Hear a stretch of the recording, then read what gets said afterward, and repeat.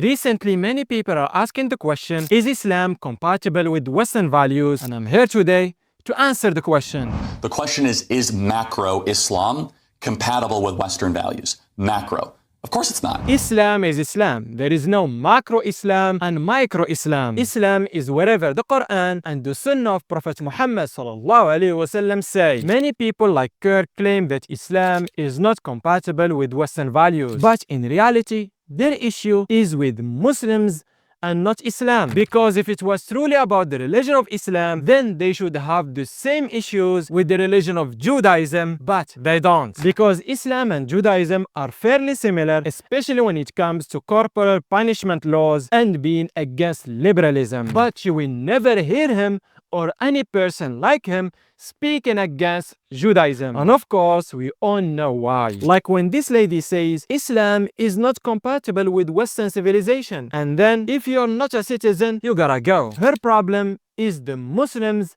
and of course not the religion. They don't like the Muslims because wherever they go, no matter how much propaganda they try to brainwash them with, they stand tall and love the religion more than anything else. This is something they not just hate, but they're scared of. And just by hearing the reasons they don't like Islam, we'll expose that. There are three major reasons why.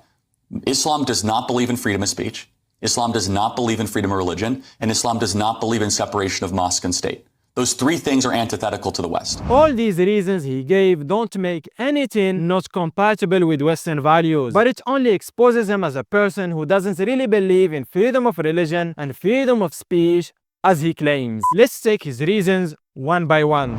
Islam does not believe in freedom of speech. What do you mean by freedom of speech? The freedom of speech that many people fantasize about and idolize don't even exist in many secular or Western countries. In fact, it only partially exists in the United States, and even there, it has some limits. In Germany, for example, you'll find yourself in prison for insulting politicians. In the UK, you could go to prison if you criticize your child's school. And many countries in Europe are jailing people for hate speech. So where is the freedom of speech that he's talking about? This is just a fantasy that is brought up when trying to speak against Islam and Muslims, because we Muslims respect our Creator more than them. If freedom of speech means the freedom to insult God Almighty and the prophets of God, then yes, Islam is against it, and any believer in God should also be against it. Nobody on the face of the planet believes in absolute freedom of speech. We all believe in limits. For example, in Germany, the limit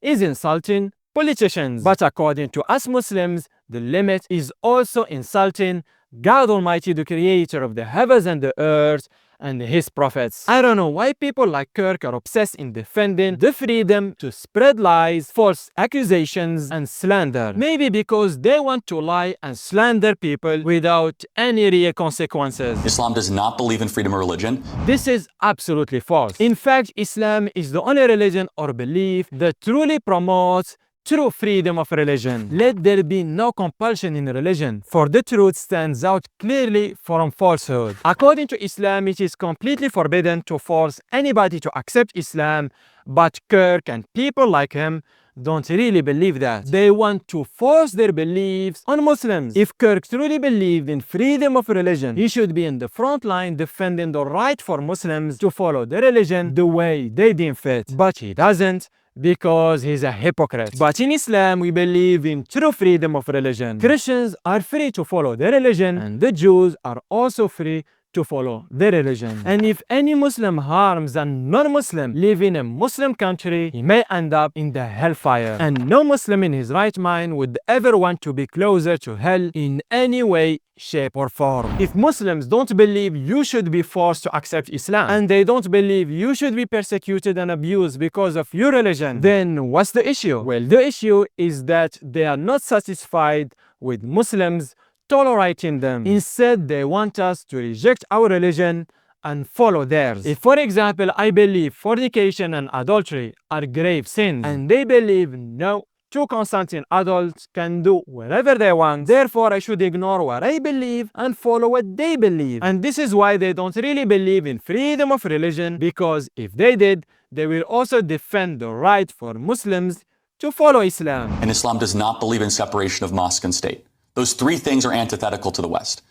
In a Muslim majority country, most Muslim majority countries, you cannot criticize the Prophet Muhammad. In most Muslim majority countries, you do not have the same robust freedom of religion protections. And finally, whereas we in the West are very careful to try to intermix religion and state, they are commanded to actually go into the state and try to change the state to be more Islamic around the core pillars of Islam. This is again false. I would argue, for example, Morocco, my country, is way more tolerant than what you're calling us to. I don't know if any person here in Morocco or any Moroccan politicians, whether in the left, right, or religious parties, debating or proposing a ban of the places of worship of Christians and Jews. It never happened. But in your country, my friend, it is happening daily. So my country is more tolerant than yours. And we Muslims don't believe going to the non-Muslim countries and forcing our laws there. We don't believe that. If Muslims go to a non-Muslim country with a visa, or if they are citizens of that country, the visa or the passport are considered a contract in Islam, and Muslims are commanded to fulfill their contracts. Or you have believed, fulfill all contracts. So Muslims, when they come to America,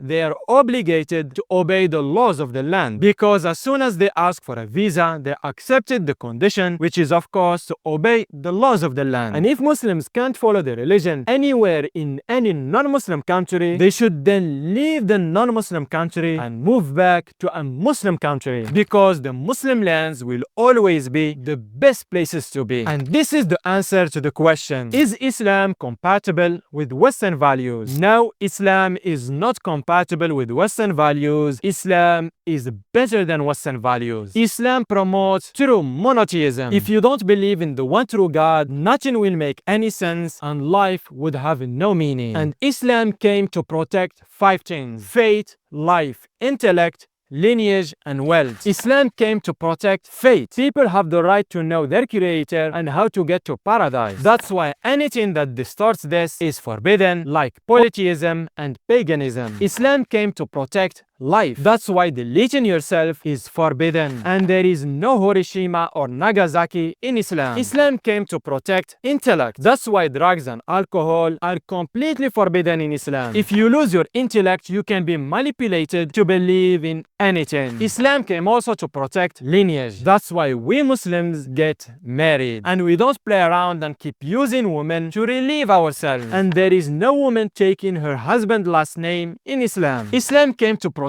wealth, and that's why interest and gambling are forbidden in Islam. And we can all agree that Islam coming to protect these 5 things is good for us individually and collectively. Yet the Western values that this Christian is trying to defend, they are not just rejecting these 5 things, but promoting exactly the opposite. And that's why Islamic values are better than Western values for us individually and collectively. If you follow Islam, you will protect these 5 things, but Western values will make you lose these 5 things. So always remember, whenever a person tries to speak against Islam, know that he's trying to promote to you one of these poisons that Islam came to protect you from. So pick up a copy of the Quran and start reading, and know why these people in the West are scared of Islam and don't want you to know for yourself what we Muslims truly believe.